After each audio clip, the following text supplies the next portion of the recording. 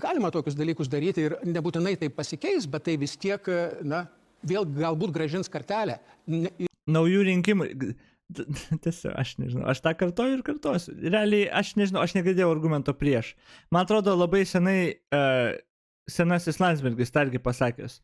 Pasitikėjimas žlugo tą pačią akimirką, kai žmonės rinko už tam tikrus dalykus ir tie tam tikri dalykai išgaravo tą pačią akimirką. Tai tada žmonės palaka, už ką mes balsavom, pasitikėjimo tada nebėra.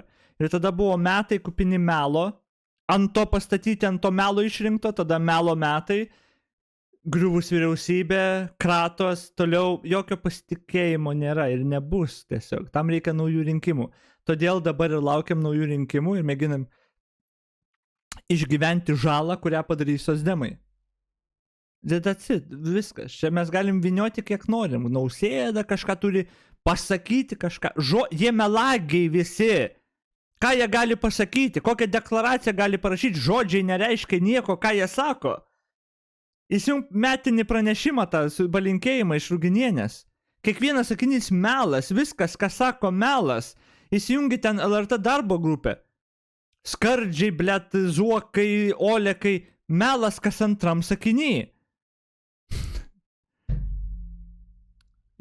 Ką jie besakytų, žodžiai čia nepadės nieko, pasitikėjimo, žodžiu, fuck.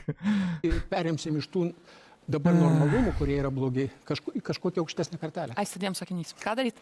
Ką daryti, visi žino. Tai yra atsigult ir pavaryti. Atsakymas, laikytis įstatymų ir būti padoriu žmogum. Klausimas, kas darys? Dabar kas darys, nėra tokių žmonių, kurie tą darys, nes dabartiniai yra praradę pasitikėjimą. Joks susitarimas su pasitikėjimu. Taip, kas jis? Zabarauskas, Aistis, komunikacijos ekspertas, fucking yes. Labai paprastas atsakymas, laikytis įstatymų ir būti padoriu žmogum. Klausimas, kas darys?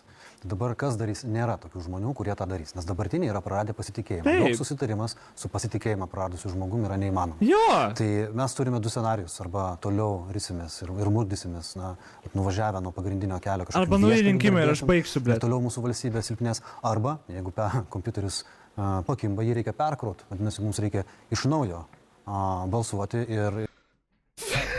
Čia ką aš tik pasakiau, viską ką aš tik pasakiau. Aš galėčiau ten būt, blet. Viską, ką aš pasakiau, viską pasakė, tik jis aišku 100 kart geriau artikuliavo ir be keiksmažodžių ir isterijų, bet tarkim.